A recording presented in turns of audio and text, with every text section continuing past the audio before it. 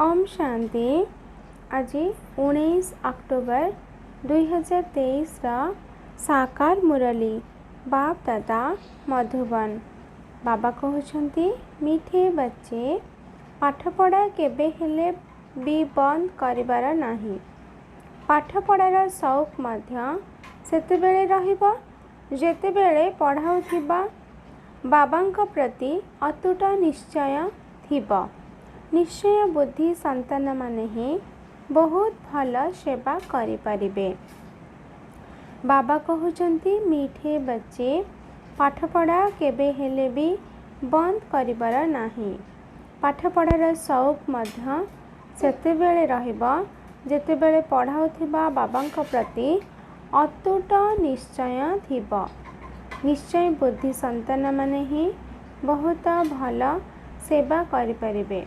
आजिर प्रश्न, बाप दादा को पिला मानकर क्यों कथा शुणी बहुत खुशी लगी थाए। आजिर उत्तर, जेतेबेले पिला माने सेवा समाचार पत्र लिखि थांती, बाबा आज मु अमुकंकु ज्ञान बुझाइछि, तांकु दुई जन पितांकर परिचय देछि, एपरी एपरी सेवा करिछि। तेबे बाबा एही भली पत्र सबु पढ़ी बहुत खुशी होई थांती। याद प्यार बा भल मंद हालचाल संबंधी पत्र लिखिले बाबांकर पेट पूरे नहीं, अर्थात बाबा खुशी होई न थांती।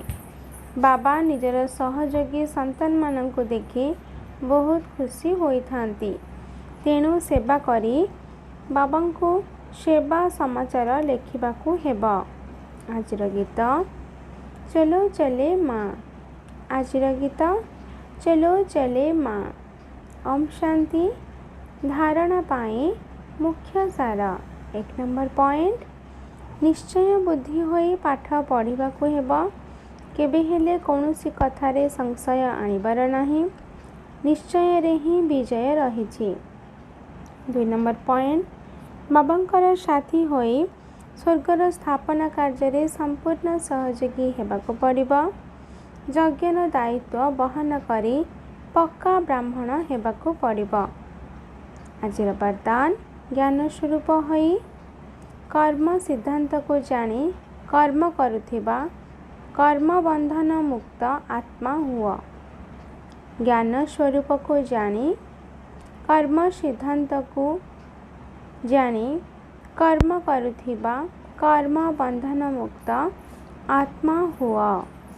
आजिर विस्तार, केतेक पिला उत्तेजनार वशीभूत होई सबकिछि छाड़ी देई शारीरिक हिसाब रे अलगा होई जाती, किंतु मानसिक हिसाब किताब थिबा कारणरू मन बारंबार आकर्षित होई थाए।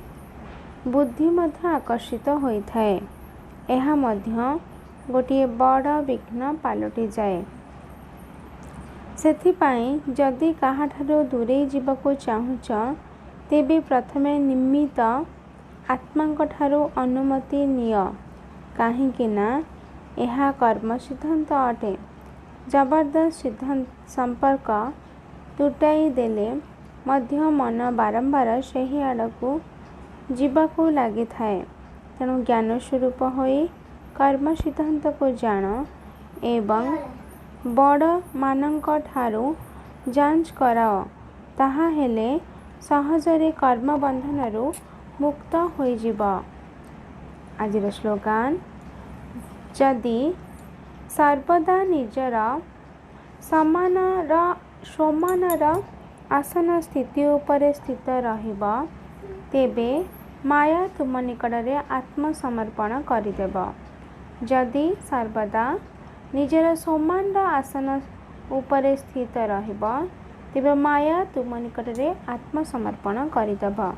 अच्छा, मिठे मिठे शिखलातीय संतान मानक प्रति माता पिता बाप दादांकर मधुर स्नेहभरा स्मृति एवं सुप्रभात। आत्मिक पितांकर आत्मिक संतान मानक नमस्ते।